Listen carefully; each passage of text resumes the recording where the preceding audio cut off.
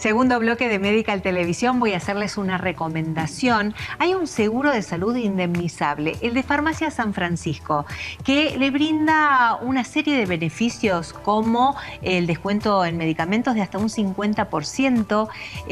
También le va a indemnizar estudios médicos, tenga o no obra social. Con tan solo 13.000 pesos por mes, usted puede acceder a una serie de beneficios que se los van a detallar en estos teléfonos que están en pantalla. Seguro de salud indemnizable de Farmacia San Francisco es para pensarlo, porque hoy cuando están las cosas tan caras, por ahí la obra social no me cubre algo y zafamos con estos 13.000 pesos por mes, tenga o no obra social. Ahora sí les voy a presentar a la licenciada Francisca Isasmendi. Hola Francisca. Hola, ¿cómo estás? Gracias por venir. Gracias a ustedes por invitar. Vamos a hablar de dislexia, porque está buenísimo que hablemos de este tema, ¿no? La verdad que sí, es un tema que, bueno, cuando uno está muy metido en el tema, te parece que está bastante visibilizado, pero bueno, vos recién me decías, no. La verdad que la gente a veces no sabe qué es, o esto que vos decías anteriormente, que hay muchos mitos con respecto a la dislexia también. ¿Qué es? ¿Qué significa? ¿Cuándo se diagnostica? O sea, la verdad que es un tema que, a ver, es bastante novedoso en el sentido de que hace poco tiempo se empezó a poder diagnosticar y a tener como herramientas más contundentes para hacer este diagnóstico, ¿no? Sí. Ahora, tratamos siempre desde la televisión aprender a hablar. En los últimos tiempos nos ha costado mucho, pero nos parece necesario. ¿Es correcto decir es disléxico? En realidad, ¿O padece? En realidad no es una enfermedad, por lo cual no deberíamos decir padece. O sea, no es algo que una persona esté enferma, es una condición, una forma diferente de procesar la información. Son cableados distintos cerebrales que hoy se saben porque gracias a las imágenes cerebrales que se hacen en estudios científicos se puede saber cómo funcionan los cerebros de las personas que tienen dislexia, qué pasa cuando un disléxico lee, qué áreas se activan, ¿no? Entonces está bien decir disléxico. Un disléxico sí, pero no tiene que ser una persona con dislexia, se puede decir, no tiene por qué ser un padecimiento, ¿no? Puede ser algo que me caracteriza en mi forma de aprender, ¿no? Entonces se puede decir, un disléxico parece como que estás como menospreciando, pero en realidad no debería ser una palabra. ¿Qué pasa con otras afecciones o con otras enfermedades? Entonces nos cuidamos mucho en el lenguaje. Hemos preparado un informe, lo vamos a compartir, desarrollamos con preguntas y respuestas y también sus inquietudes para la licenciada. Perfecto.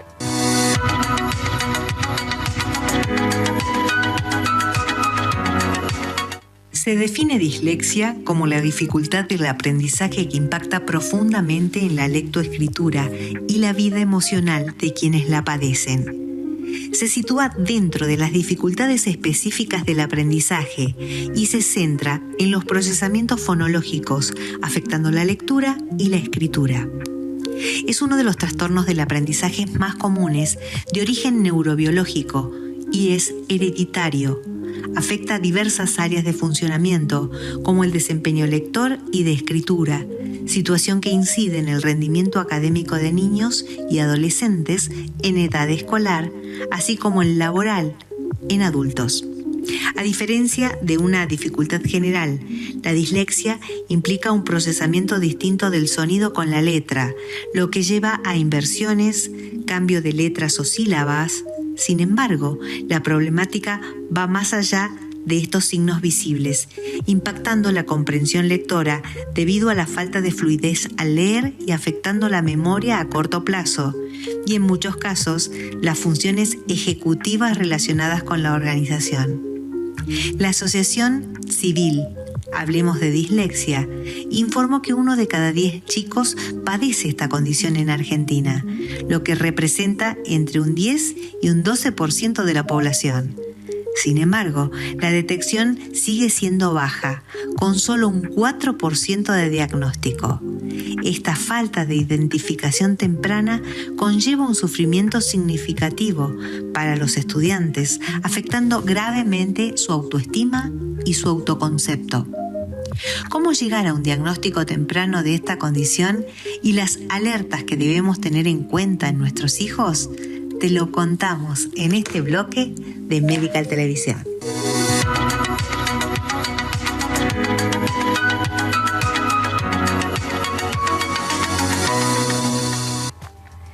Y es precisamente ese 4% de diagnóstico, es muy bajito en realidad a lo que se plantea desde esta fundación, donde encontrábamos datos concretos, trabajos realmente realizados. No así no encontramos nada, por ejemplo, desde asociaciones médicas pediátricas o demás.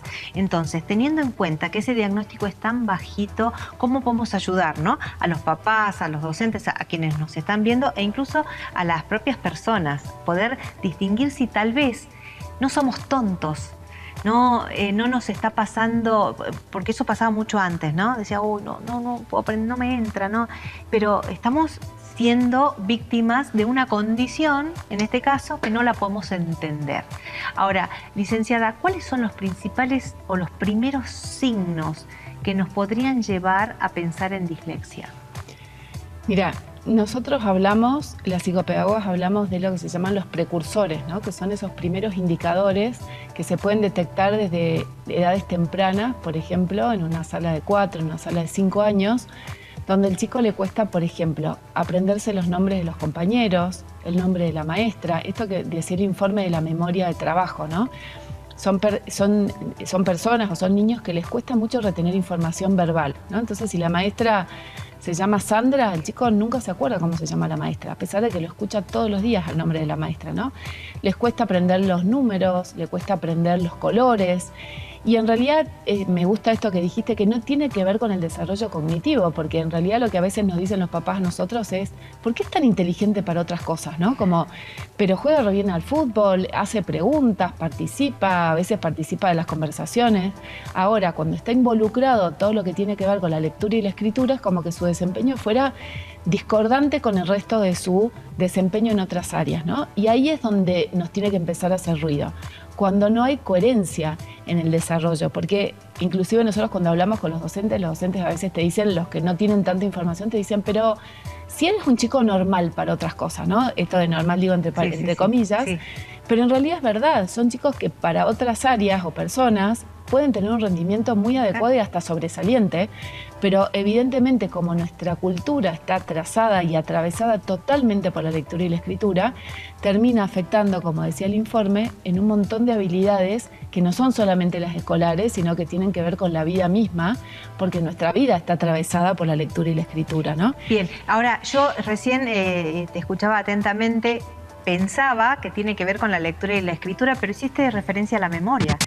Por eso, porque esos son algunos indicadores. Ajá. En realidad, muchos de los problemas de aprendizaje ahora se engloban dentro de un título que se llaman las DEAs, que dicen que son las dificultades específicas del aprendizaje, que tienen una raíz en común, que muchas tienen un déficit en la memoria de trabajo verbal, ¿no? Esto se encontró en muchas investigaciones, que hay áreas donde se almacena información verbal que cuando la persona tiene que evocar esa información es como que no la encuentra, ¿no? Y tarda más tiempo que otros en encontrar ese nombre de ese objeto. Por ejemplo, yo quiero decir copa, es como que digo, ¿cómo se llamaba? Hasta que logro encontrar ese nombre, ¿no? Esa es la memoria de trabajo verbal. Por eso les cuesta aprender los nombres, por eso les cuesta aprender. Pero en realidad el déficit está en las áreas que procesan los símbolos escritos, digamos, ¿no? En forma asociada se ve un déficit en la memoria verbal, en forma asociada algunas veces se ve estas dificultades de atención que nombraba el informe, ¿no? Porque ¿qué pasa con los problemas de aprendizaje? Al ser que suceden en un niño generalmente cuando se detecta que está en desarrollo, ¿no? Entonces hay veces que está todo como que parece muy junto, ¿no? Porque el chico después también le va mal en matemáticas, pero en realidad hay que hacer un estudio profundo y deslindar a ver cuál es la raíz de esa dificultad, ¿no? Si realmente coincide con una dislexia, ¿no? Puede ser una discalculia, también se habla de discalculia, los chicos que tienen con los números, eso, ¿no? Una dificultad específica en el razonamiento matemático y en el manejo de la numeración y de las operaciones. También se habla de disgrafía, que tiene que ver con una dificultad específica para poder realizar los grafismos de las letras. ¿Viste esas personas que te decían, yo tengo mala letra, no se me entiende nada?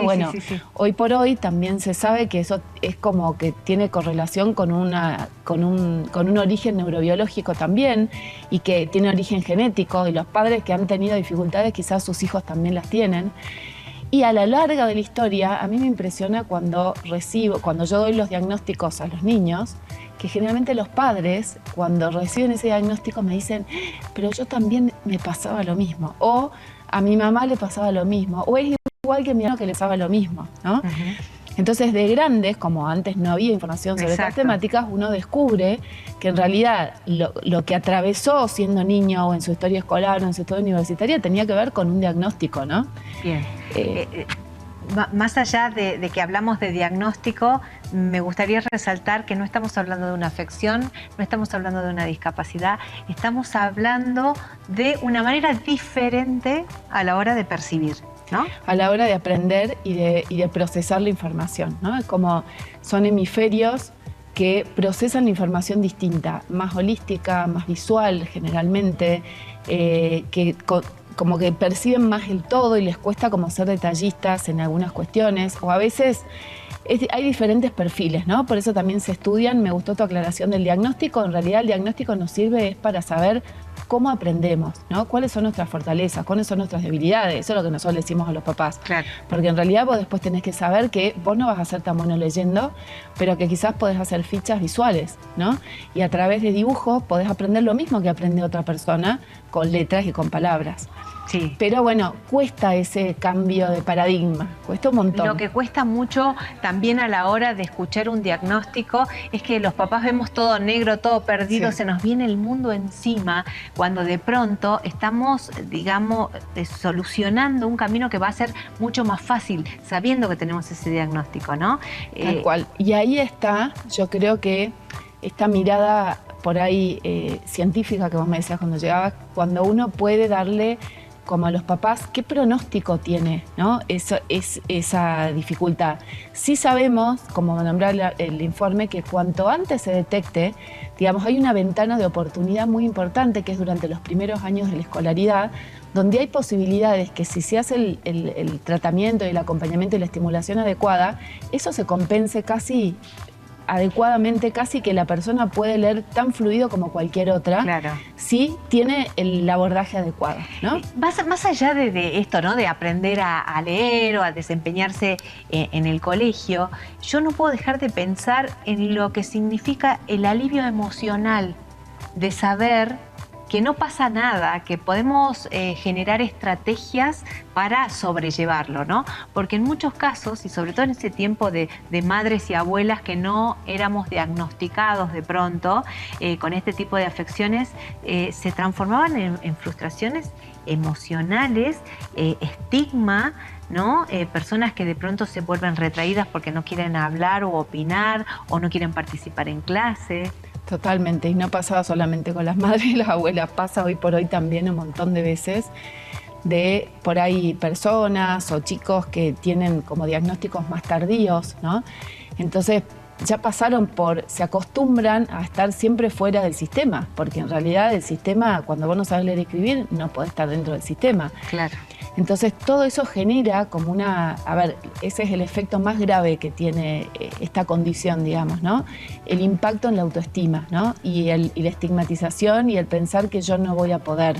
Ese es el efecto más grave, porque en realidad cuando uno lo analiza desde el punto de vista científico-médico, es una disfunción, ¿sí? Claro. Es como que hay hay áreas cerebrales que se activan de forma distinta, entonces no hay una afección, no hay una lastimadura en el cerebro, yo les digo a los papás, no hay una enfermedad, claro. Hay simplemente un déficit en el funcionamiento que puede ser compensado, y también la compensación exitosa depende de que el sistema elimine como algunas barreras y exista, porque existe una ley que se sancionó en el 2016, que es una ley que se llama la 27.306, que es una ley nacional, que después Salta se adhirió también, donde establece no solamente los indicadores y cómo los docentes deben acompañar, sino también lo que nosotros llamamos adecuaciones metodológicas de la enseñanza, que quiere decir qué cambios debe hacer el docente en el formato en que presenta la enseñanza para que esa persona que tiene dislexia pueda aprender mejor. Como por ejemplo son cosas sencillas como el tamaño de la letra, ¿no? El tamaño de la letra y el interlineado inciden en que una persona con dislexia pueda leer distinto que si está todo amontonado en una fotocopia poco clara, por ejemplo, ¿no?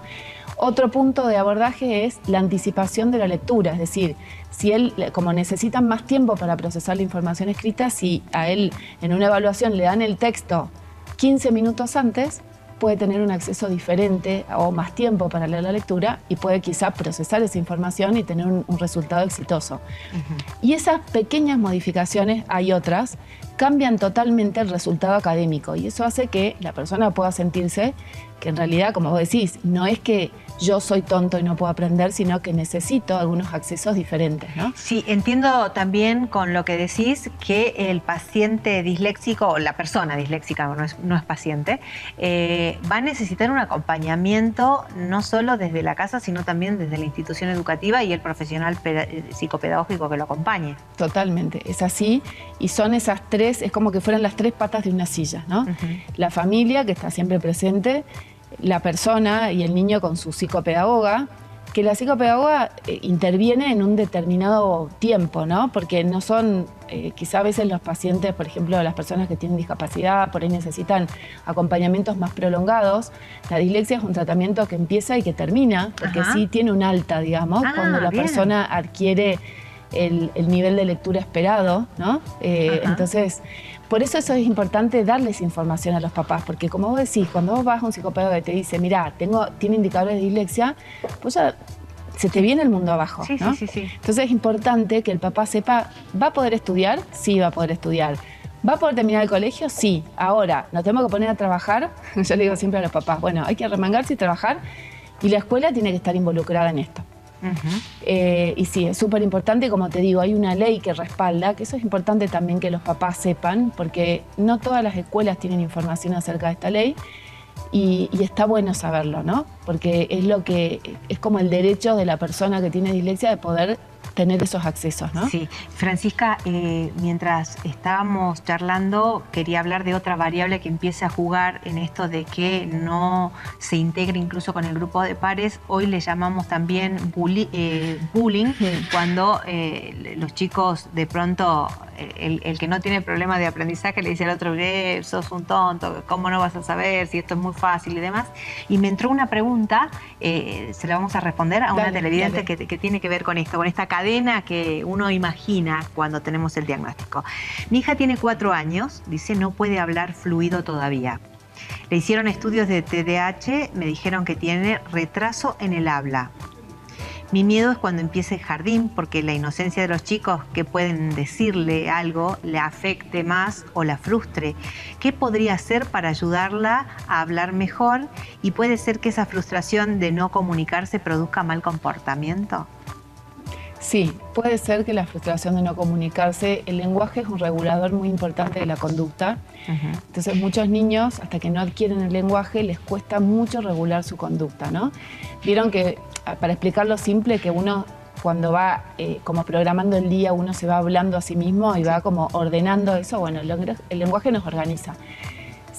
La verdad que si tu hija tiene un retraso en el lenguaje, es importante que busques ayuda profesional de una fonoaudióloga, que son los profesionales que se dedican a trabajar, porque la ayuda de profesional específico es lo que la va a ayudar a tu hija a poder desarrollar o tener la atención específica que se necesita, ¿no? Igual que cuando uno tiene, no sé, le duele la panza, lo llevas al médico y quizá tiene apendicitis, bueno, en esto es lo mismo, en el sentido de que si tiene un retraso en el lenguaje, es necesario una atención específica para que poder darle las herramientas que ella necesita, porque vos como mamá sí vas a poder colaborar mucho, pero vas a necesitar una orientación profesional.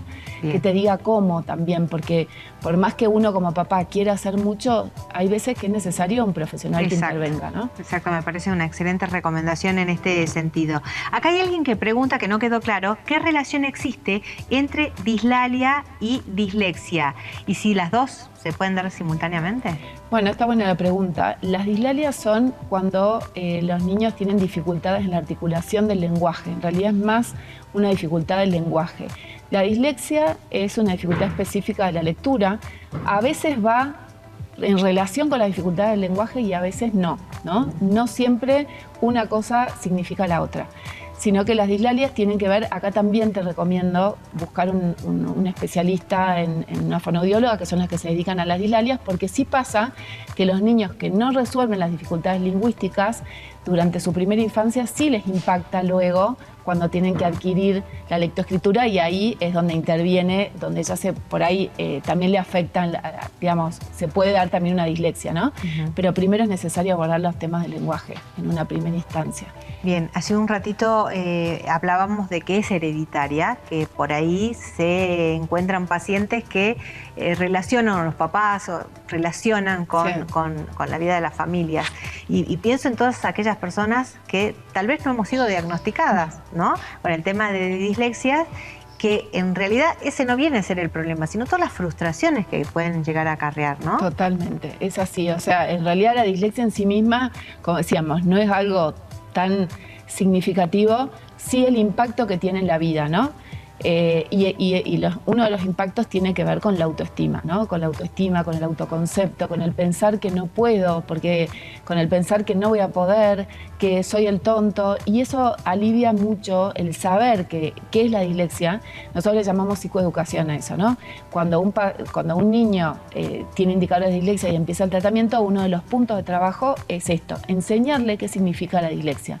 Entonces empiezan a aliviarse porque se dan cuenta que no son tontos, que pueden, que con estas pequeñas modificaciones que se hacen en el aula pueden aprender mejor, pueden rendir de otra manera, ¿no? Entonces eso también los deja, como vos traías, posicionados diferentes frente al grupo, ¿no? Porque sí hay un momento en el desarrollo evolutivo que es la preadolescencia y la adolescencia, que todos quieren ser iguales, ¿no? Sí, claro. Cuando vos tenés dislexia sos diferente porque procesás la información distinta. Entonces requiere de un trabajo terapéutico, de ir acompañando eso de una manera distinta, decirle, bueno, vos sos distinto, vos aprendés de esta forma, y hay que fortalecerlo desde ese lugar, porque si no tienden a caer en esto que vos nombrabas, ¿no?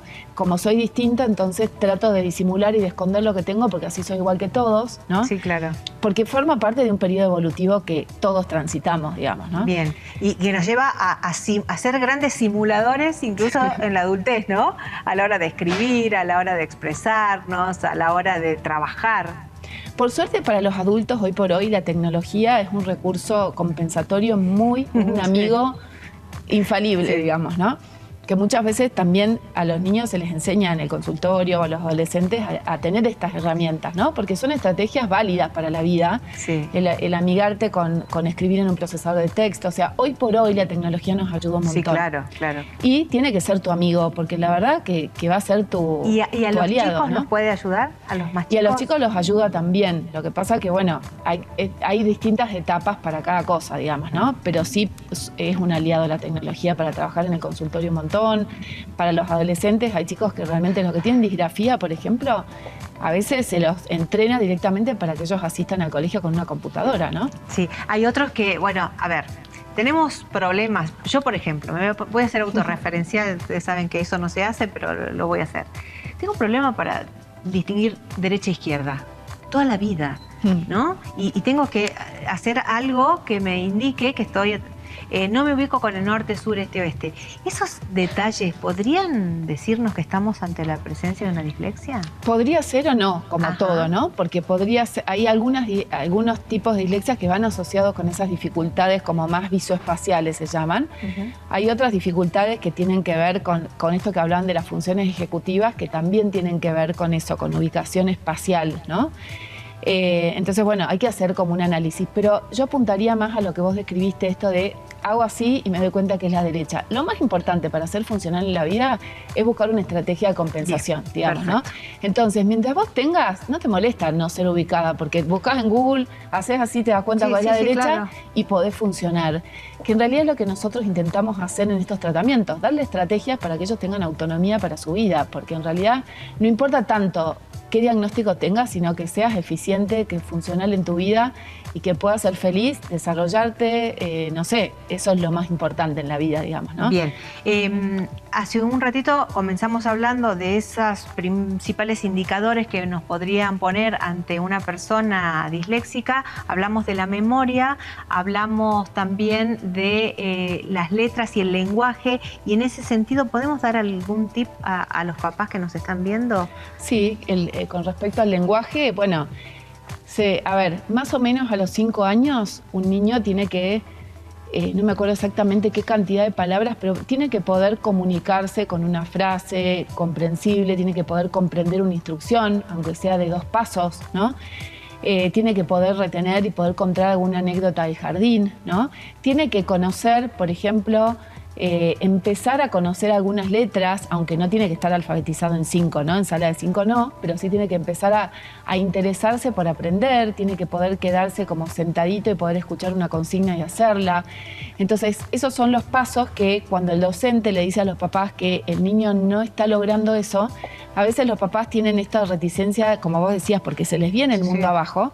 Es verdad que también los docentes tenemos que aprender, o los psicopedagogos, a cómo transmitimos la información, ¿no? Porque el padre también le llega de una determinada manera, pero ahí hay que encontrar siempre alianzas, ¿no? Porque el papá se pone muy mal, como vos decís, y dice, no, la docente me dijo cualquier cosa. Bueno, puede ser que la docente esté viendo en el aula cosas que en la familia no se dan, porque claro. Justamente es en la escuela donde se detectan estas cuestiones, ¿no? Porque hay veces que las mamás a veces vienen y me dicen, no, pero qué culpa, yo no me di cuenta. Es que vos no te tenías que dar cuenta, porque en realidad a veces es la escuela la que tiene que pesquisar estas cuestiones, ¿no? Entonces ahí hay un punto importante para trabajar, que es la detección temprana y formar a los docentes para que puedan hacer esta detección temprana. Acá está Isabel. Dice que su nene tiene 9 años, le cuesta sentarse solito a hacer las tareas escolares, pero para dibujar y otras actividades va muy bien. Ese tema, tareas escolares, ¿tendrá alguna relación con la dislexia? Pregunta. Bueno, lo que tiene que fijarse es la cuestión de la lectura, ¿no? Puede ser, hay chicos que evitan las tareas escolares porque el sentarse y tener que leer una consigna les ocasiona una frustración enorme, entonces evitan hacerlo. Entonces, yo ahí recomendaría que, que le pregunte a la maestra cómo lee, o que ella misma pueda sentarse. Si puede leer un texto en forma fluida, a los 9 años ya debería poder leer un texto en forma fluida.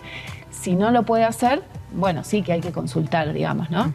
No se puede hacer un diagnóstico tan así de porque no se puede sentar a hacer las tareas, es dislexia, pero por ahí puede ser un indicador a tener en cuenta. Puede ser eso o pueden ser otras cosas también, ¿no? Sí, yo creo que también puede ser que no leemos lo suficiente. No leemos lo suficiente, ¿no? Sí. No hacemos foco en varias situaciones, y lo hablo como docente de la locución. Me ha pasado tomar lectura a personas adultas y que no sepan leer, pero no detectar un problema o una dificultad como la dislexia, ¿no? Claro.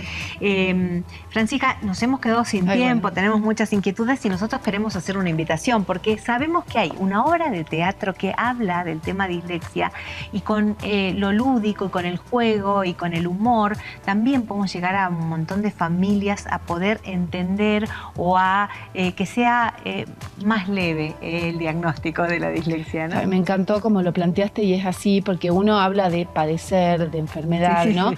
Y es verdad que desde esto es una obra de arte, en realidad, es enfocar este tema que se llama Lexi, es una invitación a todos a sumarse a tíos, padres, niños, docentes, a sumarse a concurrir a ver este espectáculo que va a ser los días 8, 9 y 10 en el Teatro del Huerto.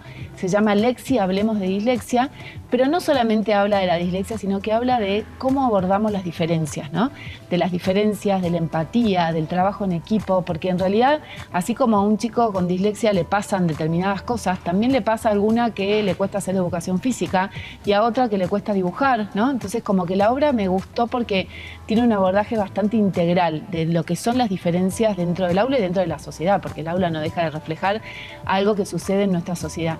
Y tiene, como vos decías, un abordaje muy humorístico, muy divertido, artístico. Es como que las personas que fueron a verle los testimonios que yo vi hablan de esto de que cómo cada uno se va sintiendo identificado con distintos personajes a lo largo de la obra, ¿no? Y que despiertan muchas emociones. Sí, pasó también con la obra de teatro Toc Toc, ¿no? Ay, sí, que te invita a repensar distintas dificultades y que está muy bueno. Ahora, esto es septiembre. Ahora, en septiembre, 8, 9 y 10 de septiembre, 8, 9 y 10. En el Teatro del Huerto, las entradas se sacan por Ticketek, o sea, directamente, por Norte Ticket, entonces se pueden, directamente se entra a la página y se saca la entrada. La verdad que invitamos a que lleven a sus niños, hay 2 funciones cada día, creo que una es a las 9 de la mañana y otra a las 3 de la tarde, Algunos colegios se sumaron a ir con sus alumnos, pero están invitados todos. Así que bueno, es una gran oportunidad porque es una obra que además se ganó un montón de premios. Sí, claro. Premios, nació de una forma muy casual con una profesora de teatro que la hizo para una escuela y después tuvo tanto éxito que la llamaron para llevarla a la calle Corrientes y ahora está de gira recorriendo el país y realmente es un lujo tenerla en Salta, así que está bueno invitar a la gente a que pueda ir. Y aprovechar y hablar de dislexia. Gracias, licenciada. Gracias. Nosotros hemos llegado al final, no nos despedimos sin antes agradecer que este programa es auspiciado por...